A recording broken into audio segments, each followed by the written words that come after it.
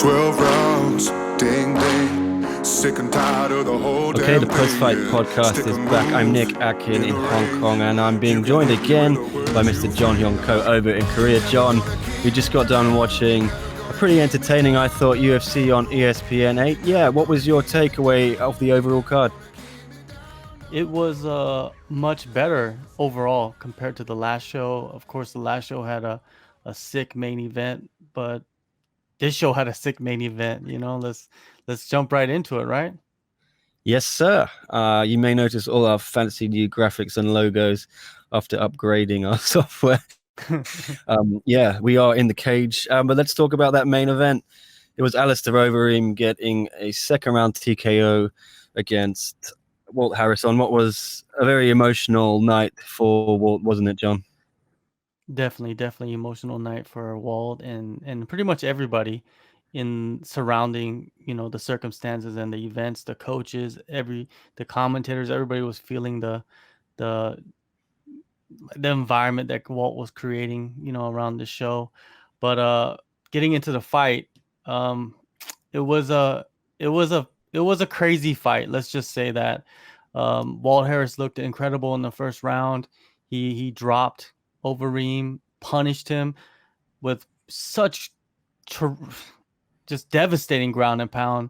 And Overeem seemed like he was knocked out at least 2 or 3 times in that exchange, or not even exchange, uh in that pounding that he gave him. And it was kind of weird because this brings up the argument for referees. The last 2 events we'd had referee controversy somewhat, and this event, do you feel like there was a referee controversy here? Should the fight have been stopped, because it looked like Overeem was out a few times on the ground?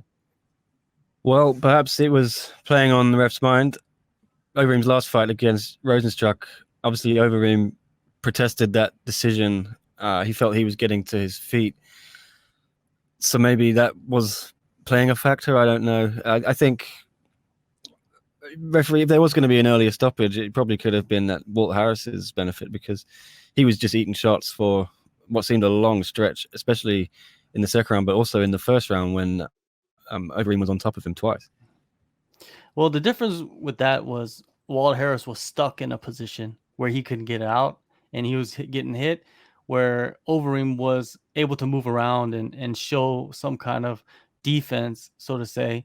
And even though he was getting hit with a harder, cleaner shots, he was still trying to scramble and got out of everything eventually, and stood back up and to continue to fight, which was pretty amazing to me, because if you know anything about Overeem, he's been knocked out, like, I believe 14 times throughout his career.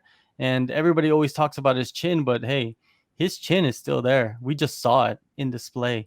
And he came back in the second round, dominated Walt Harris. Harris seemed like he was fatigued, and pretty much showed it on the ground when they went to the ground in the second. And Overeem just overwhelmed him and got him in a position where he can get out of it. It's the technique. It's Overeem showing his technical abilities over Walt Harris. If you noticed, he used great, like, wrist control and positioning on the ground, to where Walt Harris had no answers. And then Overeem got into that back mount, and it was over after that. Just, he had nothing else left. I think, yeah, if you say that maybe Dan Miragliotta gave Overeem a long leash, but Overeem, I think, very worthy winner. And yeah, what now for him? He hinted afterwards, perhaps another run at the title later this year. Another fight later this year, and then maybe see where they are for another run at the title. Well, Overeem, he's gonna make another run for the title, and they're gonna give him another guy that's ranked above him. And some names come to mind would be Derek Lewis. I think Derek Lewis would be a good matchup for Overeem. Derek Lewis is ranked above Overeem, and that would be a good fresh matchup.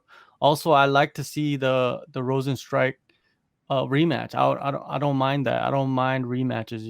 It's just that fight, Overeem was winning until the last 5 seconds, and then he got knocked out. And even that was somewhat of a controversial stoppage by the referee because Overeem said he wasn't out.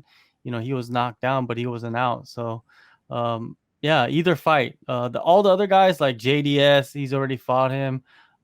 There's a couple other guys up there that he's fought, and a fresh matchup or a fight like the Rosenstruck fight would probably be best for Overeem. And then if he wins that, then it kind of puts him in a good position to go for a title eliminator with someone up there. But he's got to get through that next fight though first. Yeah, it was kind of an odd atmosphere, wasn't it, at the end of the fight? I'll bring up video here. Emotional, as we mentioned, and Overeem dropping down to his knees just to embrace Harris, who obviously would have been feeling like he'd let his late stepdaughter down, but he didn't let anyone down, did he? He fought his fight. He was incredible. I thought just to step back in that octagon was a real victory for him. Oh, definitely a big victory for him. Even though he lost, I feel like it wasn't a loss for him under the circumstances. If he would have won this fight, it would have been great for him to move on with his career and elevate through the ranks. But he lost, and right now it just seems like he's just in the same position he was before he stepped into the octagon. He's going to get a big name in his next fight. He's still a up-and-coming guy in the division, a guy that has all the skills to make a title run eventually. And I feel like he just got over a hump, with that tragedy just, in the back of his mind and being so recent. He got this one out the way, and now he can move on with his career and fight to his abilities. It almost seemed like in this fight, he was too anxious and he blew his gas tank real early. And then that's why Overeem took over and dominated the fight.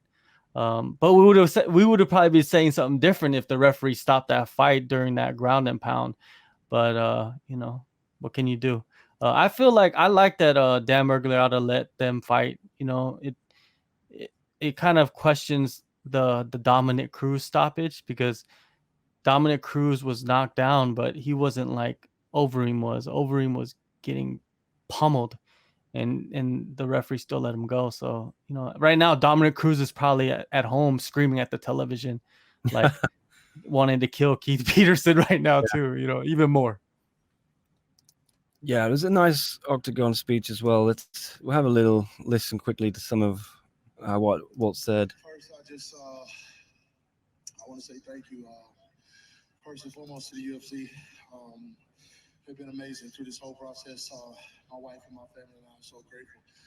We owe you guys everything, man. Thank you so much, Dana, everybody, Nick, Hunter, everybody, all the way down to the equipment people. I'm so grateful to you guys. Second, I want to thank my gym, my coach, Chris Colby, man. I love you so much, brother. He was with me every day, man, through everything. And, my teammates, my brothers, Eric, everybody, man. Matt, Chef, I love y'all so much. And then lastly, I want to thank my community, Homewood. I love you guys. I'm sorry I didn't get the W for you tonight, but you've been there for my family and I through everything, and I'm so grateful. And then lastly, to the fans, I know y'all couldn't be in here, but y'all at home watching, I'm sorry. I'll be back better, I promise you. You ain't seen the last of the big ticket. I'm gonna go home, recover. I'm gonna heal emotionally and physically, and I promise you I'll be better. Well, I can say from everyone in the UFC, the whole UFC family supports you. We love you, man, and I can say nothing to hang your hat on, and we cannot wait for the big ticket to get back in there. Walt. Yeah, I definitely had a little bit of a tear in my eye watching that. I guess sometimes we forget that human beings, the human side of the sport, right? It's easy to get caught up in all of the hype and the promotion. And yeah, Walt Harris, just wonderful resilience shown by him. But anyway, we better move on the card. I guess we go to this co-main event. Claudia Gadelha getting a split decision against Angela Hill. You think the decision was right, John?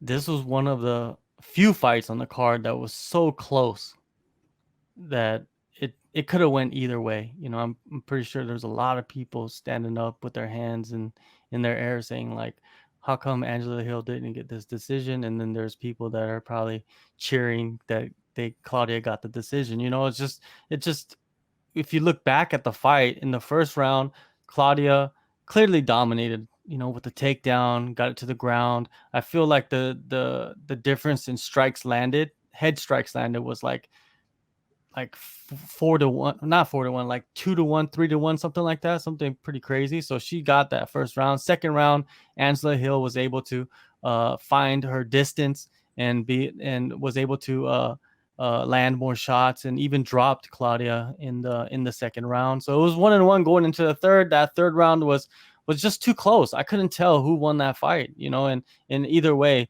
this was a decision that I felt like it was a split decision. And if Claudia won or if Angela won, I could not argue against it. It's just that close. Yeah, you see the scorecard here up on the screen. It's pretty consistent across all three. I think you're absolutely right with that. Angela said on Twitter as well, she's going to celebrate her win. So I think she's not taking it too hard. And it shouldn't take anything away from what's been a brilliant run for her. She, as you said on the last time we spoke, she's become almost the female Donald Cerrone, right? Yeah, she is. One thing that's clear about this fight, even though she lost, is that she's top 10, top 5 in that division. She showed it today. She showed that Claudia, she's good, but she showed Angela herself, she's great, and we're gonna see her elevate. I think she's gonna get better too, which is crazy to say. She's gonna get another big name in her next fight, and she's gonna show in that fight a little bit more maturity, and she showed that, hey, straw weights, they have some power, because Claudia is not an easy girl to knock down. I mean, I don't feel like she's been knocked down very many times throughout her career. And Angela did that in the second round. So props to Angela. Did you feel it was more like the force of the punch instead of maybe her being dazed or affected by the punch? Because it was just she was twisting her body and got caught, and then the force of it actually like moved her. Like her legs didn't buckle. I don't know. Maybe that was just my interpretation. Yeah, it was a combination of that. But that's all technique too. Landing a shot at the perfect timing and all that, and that all in the judge's eyes, it benefits the fighter that lands the punch, right? So yeah, you're right. She kind of got off balance and looked like she was gonna land on her face, right? Which was not a good thing for her in the judge's eyes, for Claudia. But yeah, Angela, I'm looking forward to seeing her in her next fight to see how much she matures from this loss, because it seems like from every time she loses, she matures from those losses, and we might see her go on another run. I want to bring up, I enjoyed her reaction, Angela's reaction when the decision was announced, just turning away and saying, well, I'm not going to repeat the word. We can guess. Bleep. It's very passionate. I love it. We love Angela as well. I just think she's a great character, and again, a good showing for the women there. I thought it was, not on paper a great co-main event, but it definitely lived up to it. And I think we even saw your fine self being put on the ESPN screen. Your tweet about that fight and the Ige Barbosa fight both being bangers flashed up. So you're famous, John. Well done. Yes, it's I said to somebody, there are people are sending me messages and saying like you're on the broadcast or whatever, because I didn't even catch it, and I told them, hey, that's the peak of my my Twitter career, my MMA career. There's the peak right there. It's all downhill from here. Yeah. My colleague saw it. He said, "Oh wow, isn't that John?" Yeah, cool. I'm gonna have to get myself on there. Anyway. Yeah. It seems like a contest now. Everybody's like competing to get on ESPN with their tweets. Because if you notice, a lot of people are tweeting more nowadays. Yeah, because I've enjoyed. I know they only brought it in now, right? This past week because of no fans. Is that correct? But I think it adds something. But at first it seemed like it was just the blue ticks, famous fighters and whatnot, all getting shout outs. But I think it's pretty cool to see fans and journalists and media all get to voice their opinion. Obviously a big stage, ESPN, millions of viewers, maybe potentially hundreds of thousands. Yeah, it's cool. It's cool. Yeah. Like it's It's long as you put the hashtag right. I feel Yeah. like you got to have the hashtag because that's where they're looking. Hashtag. They don't really care about the blue checks. You have the hashtag. They're scrolling down. They're picking certain tweets, and if you get on TV, you get on TV. You know, I guess that's how it works. It's like the lottery. Yeah, you were right though. I think that fight was a banger, and so was Dan Ige against Edson Barbosa. So let's talk a little bit about that one. Dan Ige getting the decision. I thought perhaps it could have gone the other way. What do you think? Yeah, this is same as the Hill versus Gadelha fight. You know, it's just it could have went either way. The first round, you got Barbosa. He knocks down Ige, right? Drops him with first it was like an elbow, then the punch to the same side of the face, drops him and goes to the ground and basically finishes the fight. You know, with Barbosa, not finishes the round with Barbosa controlling, you know, that first round completely. And then the second round, Ige kind of comes back and starts to land more shots, and they're just going back and forth. And the third round, pretty much the same thing. It's hard to say, you know, Ige could have won the third round maybe, but it's just too hard. It's just these guys were going back and forth. One thing that was clear about this fight, though, is that Barbosa is going to have a hard time against the top featherweights in the division, and Dan Ige showed that. You know, Dan Ige had a very good game plan coming in to pressure Barbosa, and he landed a lot of shots on Barbosa. I was very surprised. Dan Ige, he went in there and executed a proper game plan, and you know those coaches at Extreme Couture. His head coach Eric Nixick, you know that guy he's a genius, man. He's coaching all the best guys. He's Francis Ngannou's, all of that. So Dan Ige is benefiting from that and performed very well against Barbosa. I don't even know where Barbosa goes from here, because it's like he wouldn't be justified to fight another 15 guy at featherweight. So he's in a weird position. But yeah, it could have went either way in this fight. What about Ige? He called out pretty much everyone near the top of that division. Yair Rodriguez, Jeremy Stevens, the Korean Zombie.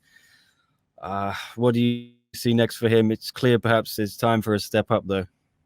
Yeah, definitely. I see either it would be Jeremy Stevens, you know, because it seems like he's on his way out of the rankings. So why not put him against Ige, a bigger name?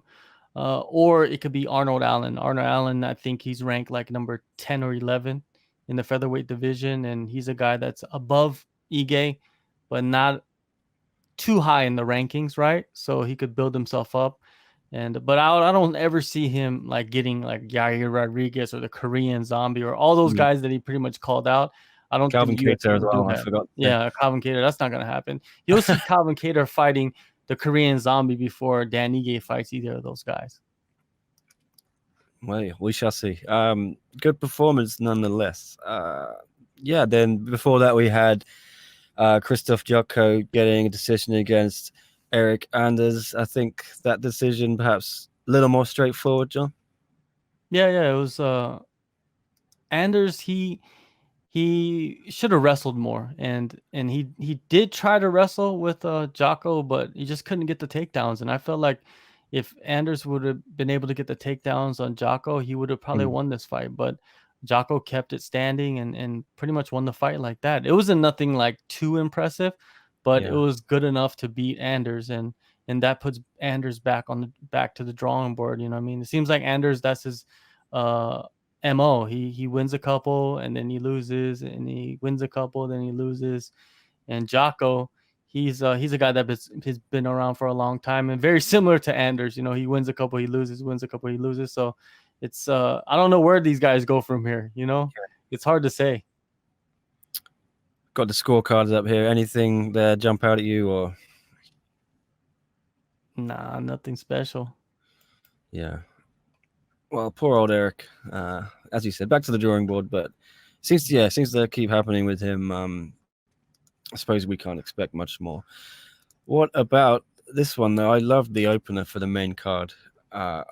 Little bit biased here at the South China Morning Post. We love to follow the Chinese fighters, and Song Yadong we've been following him for a while. And okay, this one was another decision. A lot of these on this card, but he got decision against Marlon Vera.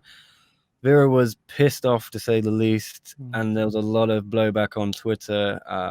Just give me your thoughts. Was it the right decision? This was another close fight. I felt like this was another close fight where it could have went either way. The first round, the second round, all the rounds was pretty close to me. What the difference maker I saw was that Vera landed some takedowns. He completed some takedowns throughout the fight, and I thought, judges are weird, right? Some judges, they look at takedowns and they're like, oh, that counts, even though the takedown didn't really lead to anything significant. But then other judges, they don't count the takedowns unless it leads to something significant, right? So in this fight, they must have not counted the takedowns too much, because that's why they gave the fight to Song Yadong. Both guys were just phone booth fighting, man. They were just banging it out and rocking each other, and it was a fun fight. I believe it was fight of the night. They got the money. They did, and that is the fourth bonus that Song Yadong's had in 6 UFC fights. Wow. For someone who's 22 years old and I think that's now 21 professional fights. This guy's a hell of a 200K. 200K, yeah, not bad going for a 22-year-old. I don't think I was making that kind of money at that age. Yeah, definitely not. I'm still not making that. But the thing is about this fight, Song Yadong and Vera, it was close. They entertained. It was fight of the night. The decision could go either way, but it was at featherweight. So since it was so close, since it was somewhat controversial and Vera was very pissed off, I don't see why they don't just run this back at bantamweight, the true weight class that they're supposed to be fighting at, right? Yeah, it doesn't do much. You alluded to it on the last podcast we did. Yeah, and Song's fighting a guy was below him in the bantamweight rankings. I'm up for that. That's a good idea. But let me bring up some of Cheeto's tweets. This was the worst one of them all, I think. This guy, he had a complete meltdown on Twitter. His whole timeline is just him retweeting other people agreeing with him that he was robbed. Ali Abdulaziz, George Masvidal came out and said Cheeto was robbed. Rafael dos Anjos also backing Vera. Seems like a lot of people thought that Cheeto won, huh? Well, a lot of people probably think that Song Yadong won the fight. 16 million tweets in Ecuador. Wow. Well, Ecuador, that's where he's from. He's Ecuadorian.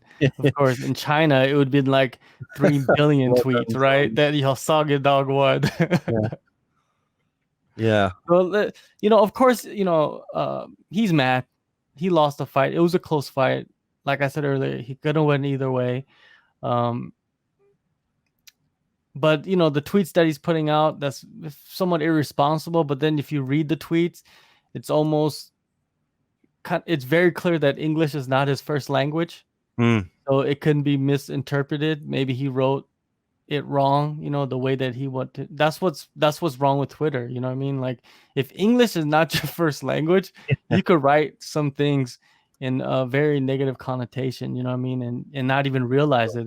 And Song Yadong, he probably doesn't even go on Twitter, so he doesn't care about it. And he's probably not even paying attention because he won and he's sitting there with 50K, in his pocket. So he's probably not even worried about that stuff. And, but you should probably stay away from social media and trying to, Chinaman is not a, phrase that you want to use to describe someone that's Chinese. But maybe Vera does not know that because he is from Ecuador.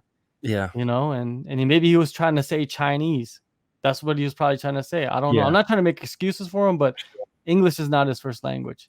Definitely. And sometimes in that situation, you got to kind of wait and see to see if he posts anything else to see if it's really so-called maybe racist or whatever. But it doesn't matter. He lost. You know what I mean? Like, you're not going to change it with tweets. Yeah. I think it probably puts into perspective. Obviously, before the fight, he was tweeting that song, wasn't he? And then he denied it, said, "Oh, it was one of my corner, one of my team." It sounds like it might have actually been him, given all these tweets now. And he used another derogatory term for song, but not racist or anything like that. Just plain old swearing at him. But let's have a quick look at the scorecards. Can you see where the judges got these scores for song? Man, it was close, right? Yeah. It was close, man. I don't think it was a robbery. You know, I thought when it finished, I thought, tough luck. I think Song's just gonna be edged out there. But I'm not upset. None of these fights were robberies. None of them were. Definitely not. I think, you know, fortune favors the brave, as they say, and Song got lucky again, but not in the way he did against Cody Stamen. You know, that was a robbery. I think that was a robbery. Yeah, that was a robbery. Yes, that was a robbery. And if you compare that fight to all the fights, the close fights that we had earlier tonight or this morning, that was a robbery. These were not even close to being robberies. You know what I mean? These were just very close fights where there was pivotal moments from both fighters, and they were just entertaining fights overall. And I had fun, man. I like this card so much. I don't know. It was just better than the last card. Just more overall. It's just there's so much excitement in these fights. What Cody said. Yadong might be the luckiest athlete alive. Well, Cody came out the woodwork. Of course he's gonna come out. Yeah, but we're gonna see Song Yadong fighting Cody again. Cody's up in the rankings, you know, and it's gonna happen. So Cody doesn't have to worry. You know what I mean? Long as he stays up there, Song Yadong's gonna work himself up, and they're gonna be fighting each other in a rematch eventually. I can see that happening. But I don't. But the thing is, in reality, Song Yadong is probably not gonna fight Marlon Vera next. He's gonna probably fight somebody in the rankings at 135, and I like that. Why not? You know, if you could get the opportunities, you got to take those opportunities. You can't deny them. And he's still young, so even if he loses, he'll still come back. You know, Vera's up there a little bit in age, I believe. But Song has a lot of time, so I don't think he should worry too much. Yeah. I think you can see just how much controversy there is with this fight over what the kids call being ratioed. Look at this, 5,000 comments on this tweet saying, was this your final scorecard for Song? Looks like everyone's got an opinion. There are a lot of comments I know on the video I posted of Song's post-fight interview saying it was a robbery. One of the closer decisions I've seen in a while, I think, in the UFC, right? But Vera, I didn't like his behavior. He was going and he refused the handshake and everything. And anyway, if he did that in the cage, I understand the frustration because you spent the camp, blood, sweat, and tears and all that, and you lost the fight that you thought you won. Completely understand. But when you go to the back, you get your bearings and you realize, okay, this is fight's over. You know what I mean? The result, you can't change it. So be a little bit more respectful. But that didn't happen. He continued on social media, and then, oh man, it's a bad look for Vera. It's not a good look for Vera. You know what I mean? It's a bad look for him. And I don't know. I think he lost a lot of fans, if he does have a lot of fans, or at least Asian fans, I believe. Yeah.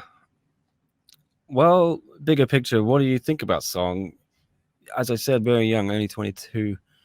So Cejudo's walked away. There's going to be a vacuum at the top. He said after the fight, I think he's looking to maybe challenge for the belt in about 3 years. But UFC potentially has another Chinese champion on their hands, maybe, to go with Zhang Weili. Oh, yeah, definitely. But I feel like he needs a little bit more time, though. Yeah. Even though he's in the rankings right now, he still needs to be built up. And maybe they kind of rushed him with the Cody Stamen fight, but he got lucky with that because that was a robbery.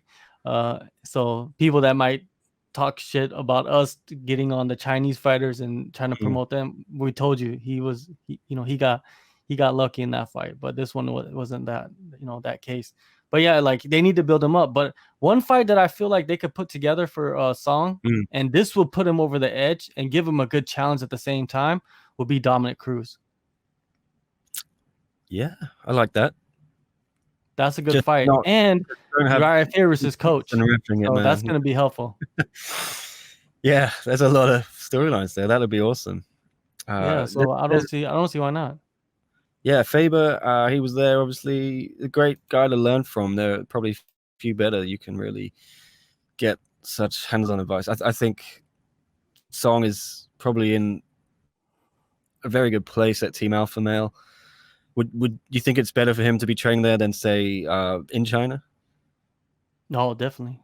Just the bodies that he can train with at Team Alpha Male, and fighters that come in and out of Team Alpha Male all the time. That's not even part of the team. He gets to train with them. He has a good coaching staff, and I feel like being with Uriah Faber is a huge benefit for him to understand like the ins and outs of the game. It's not just about fighting, it's about everything surrounding fighting. And Uriah Faber, he understands all of that stuff, and he could give him pointers. And right now in the Chinese MMA community, there's not really many people that can do that, right? There's nobody that can do that. They haven't been around the UFC that long. So he's found a good home, and he's going to grow over there and maybe be the next Team Alpha Male champion. Who knows? But yeah, I want to see that Dominic Cruz fight, man. Put that Dominic Cruz fight together, because he's coming off a loss. He wants to fight again. Why doesn't he just fight an up-and-coming contender like Song? Maybe they could even do it in China when everything opens back up. Yeah, good idea. All right, he's time for a main event, right? A fight night. Song Yadong versus Dominic Cruz, UFC Shanghai. Yeah, I think that's the smart move, but obviously Dana White and Co know better than me. I'll leave it to them to pick what Song does. Yeah, let's look at these prelims, John. Matt Brown, second round knockout, getting knocked out by Miguel Beza. Talk us through it. Matt Brown looked phenomenal first round. Actually rocked Beza and looked like he was going to finish him. Beza recovered and just came back and knocked out Matt Brown. That's basically the sum up of or the summarization of what happened. Matt Brown, his chin is not holding up as good as it used to, and Beza, he showed that he's a guy we need to look out for. Probably a lot of people didn't even know who Beza was before this event, but now everybody's gonna know. Like, this guy has power. He's undefeated. He's a contender series guy. Matt Brown, I don't even know where he goes from here. He did look pretty good in the first round. So it's hard to say who fights Matt Brown. Does Matt Brown continue to fight? Because remember, he did retire for a bit, then came back and didn't he get a win over Ben Saunders, right? And then now he gets brutally knocked out here. Man, just hard to say what you do with Matt Brown if he wants to continue to fight. I'm never a guy that says like a fighter should retire. Never. Because fighters, that's their decision, that they get to choose. And promotions will probably force fighters to fight or force fighters to retire, but I'm never going to say that they should retire. And I don't think Matt Brown is just like completely gone. Like, I feel like he could still beat a lot of guys in the welterweight division, and we'll see what they do, but it's pretty much up to Matt Brown. I don't think it's up to the UFC. All right. What about Kevin Holland? 39 seconds of round one against Anthony Hernandez. Very impressive, huh? Yeah, Anthony Hernandez is coming off that win at UFC Shenzhen. A very good win where he was getting his ass handed to him basically by Park Jun-young, and came back and got the submission. But he was pretty messed up in that fight, and he comes back and takes on Kevin Holland. And I believe Kevin Holland is a welterweight, but he's fighting at middleweight, and man, he just came in and just totally dominated Anthony Hernandez. Anthony Hernandez didn't even get I don't even feel like he got in any punches. It's just like he came in, rocked him, hit him with that knee, and then it was just over. That knee to the solar plex dropped Hernandez, and Hernandez never recovered. And and Holland didn't even break a sweat. So what can you say, man? It was just a domination by Holland. And then he said he's gonna go to welterweight now and fight Mickey Gall. He called out Mickey Gall. I don't know about that. Why would you call out Mickey Gall? Like, Mickey Gall is not a guy that's. I don't even think Mickey Gall is like above Kevin Holland. So it's kind of a weird call out, don't you think? Agreed. Yeah. Anything else on the prelims catch your eye? A couple of submissions to start the card, didn't we? We had Courtney Casey against Mara Romero Barella, and Rodrigo Ferreira also getting a submission over. I'm gonna pronounce this wrong. Dentale Mayes. Yeah. Overall, did you think the prelims provided a bit of entertainment? Not a bad way. Well, they started exciting. You know, the first two fights, submission wins. The third fight was a crazy fight because Darren Elkins is always crazy, and he was cut up, beat up, and just kept coming forward. And Nate Landwehr yeah. Decision over Darren Elkins in the third fight of the night, I should mention. And we also had I'm going to pronounce this as wrong as well, I think, Giga Chikadze, is it? Yeah. Decision over Owen Rivera. Yeah. What did you make? But before we finish up, Erwin Rivera, this guy, he's a 135er. He comes in on 2 days' notice and takes on a big 145er and goes in there and just does the John Lineker and just tries to bang with a striker, because this Chikaze, he's a glory kickboxer. That's where he comes from. And he went in there and stood with him and caught him with some good punches and lasted all 3 rounds. When you watch this fight, if you go, whoever's listening to this, if you go back and maybe you watch this fight, it looks like a flyweight fighting a featherweight. The size difference was so much, so significant. But I'm thinking Rivera, he's a guy, when he goes back down to bantamweight, we're gonna see him beat some guys. I feel like this guy has a good future, man. If he's gonna go in there with the striker and stand there and bang with the striker and do pretty and hold his own, he's gonna do pretty good at bantamweight. I'm excited to see what he can do. Me too. Any other thoughts on the prelims? I kind of cut you off there in the middle of your praise for Darren Elkins or the Darren Elkins fight. Well, I'm looking at Darren Elkins, and he's lost 4 in a row now. Yeah. He went from that crazy 3rd round comeback against Mirsad Bektik to losing 4 in a row and possibly getting cut, because that featherweight division is stacked. And when you got guys like Nate Landwehr and a bunch of other prospects coming up, there's not much room for error, and Darren Elkins might be gone. Who knows, and maybe they'll give him another fight. I'm just wondering about him, because he's a guy that's entertaining, but he just takes too much punishment. And it's not good for TV, right? When you're wearing a blood mask every fight. So, but Courtney Casey's incredible flyweight debut. She gets taken down. She hits that arm bar. It was beautiful. I was really impressed by Courtney Casey, because she has been very inconsistent at strawweight, and she came in her first fight at flyweight and did really well. Like when she got that tap, the other girl, Barella, was screaming. And, you rarely hear that. You rarely hear a fighter scream, but she was screaming. So good on Casey. I feel like Casey got a performance bonus too. Who were they? I got these on emails. Fight of the night, Yadong Song against Marlon Vera. Performance of the night, you're right, Courtney Casey and Miguel Beza.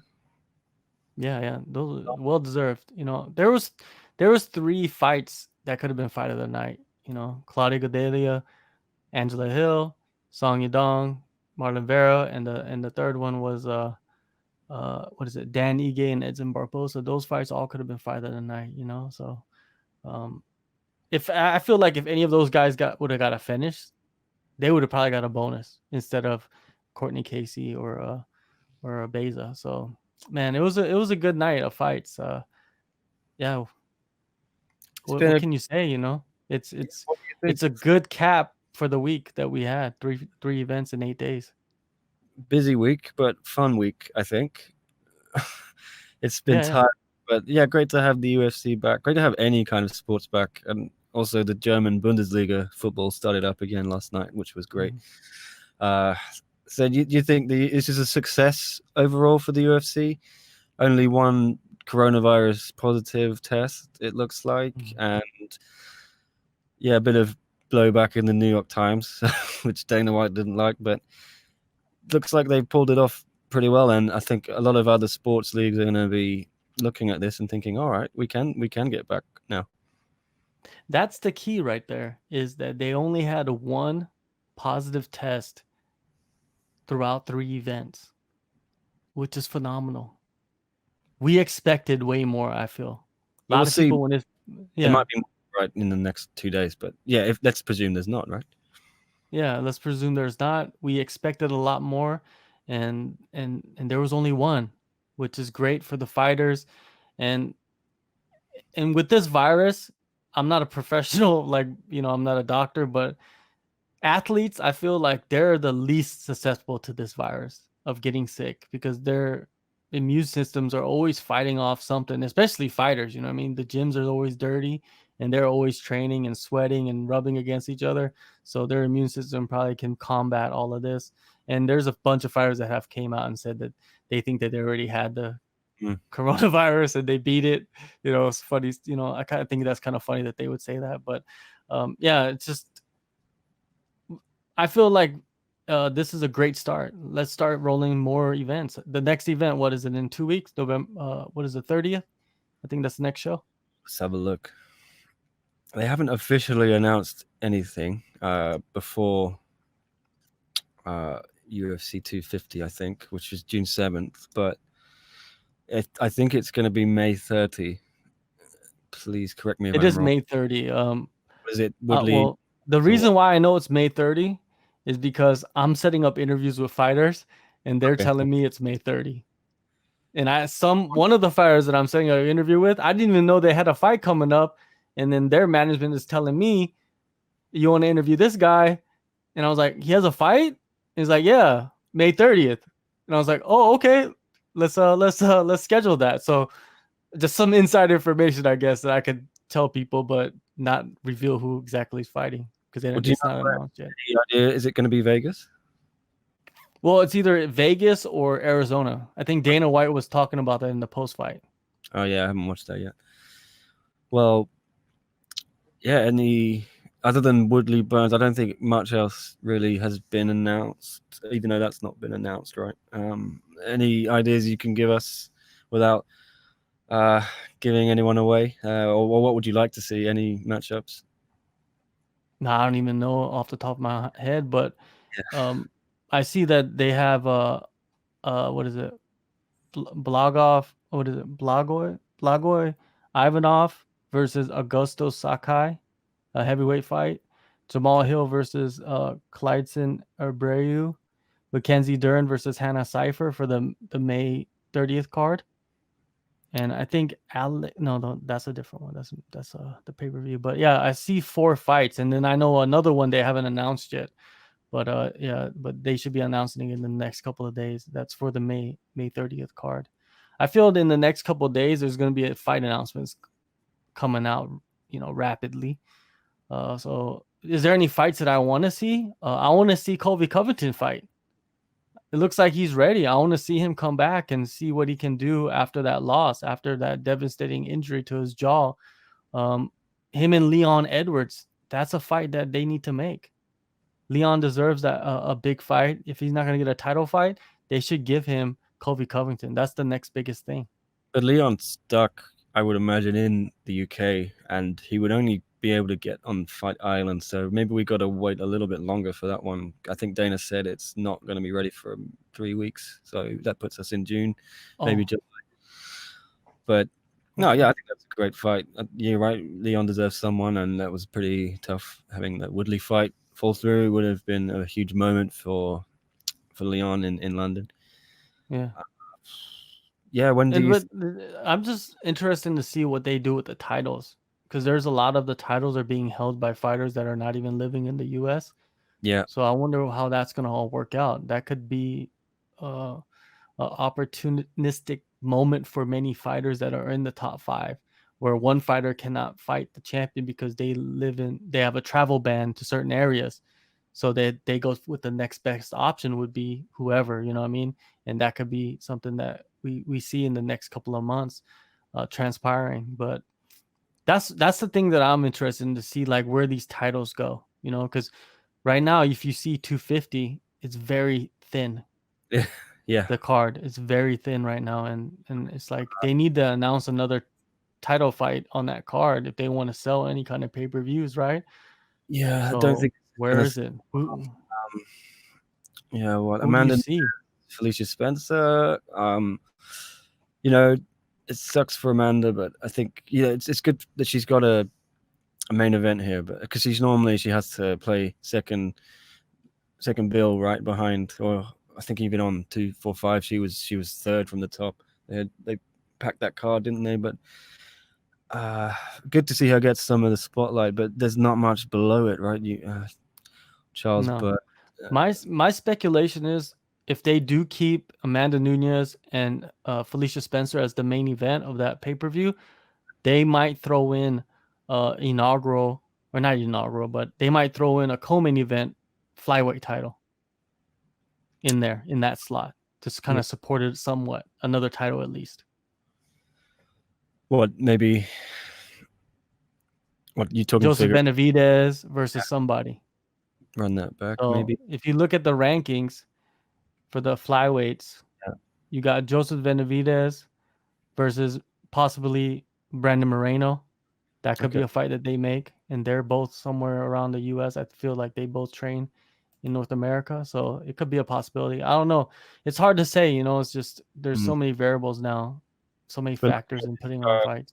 They got to beef this up, haven't they? Because whatever it is, $60 for this. I wouldn't pay 60 Hong Kong dollars, which is a lot less money. Some people wouldn't even go to the bar to watch this. That needs a bit of surgery, I would say, at least. We'll see how it plays out. Yeah, thanks, John, again. Always appreciate having you on. Give yourself a plug. Where can people catch all your content? Catch it on YouTube. And sometimes I'll write a couple features or whatever on AsianMMA.com. But other than that, I'm always doing interviews, so look for those. Follow me on Twitter, Instagram, Facebook, and they will all be uploaded onto those platforms. Appreciate the time, Nick. Always, it's always fun coming on and just talking and talking about fights, man. That's life right now. So there's no days off for you? Straight back on it, huh? Mm-hmm. I'm looking forward to my day off tomorrow because I feel like I've been working two weeks straight to cover all these shows. It was very happy, getting to cover stuff again, but I am also looking forward to sleeping because obviously these cards have been starting at about 6 a.m. over in Hong Kong. Slightly easier for you at 7 a.m., 1 hour ahead of us here.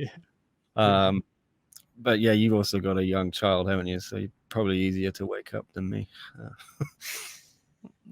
Yeah, man. No, my child wakes up later than I do. Oh, really? Awesome. Yeah. Yeah, if I didn't have these cards to watch, I wouldn't be up till midday on a weekend. But yeah, appreciate it again, man. And I'm sure we'll catch up after that May 30 card. Thanks again. And thanks everyone for watching, for listening. Please go to scmp.com/MMA. You can find us on YouTube, Facebook, Instagram, Twitter, SCMP MMA. And see you again. Cheers.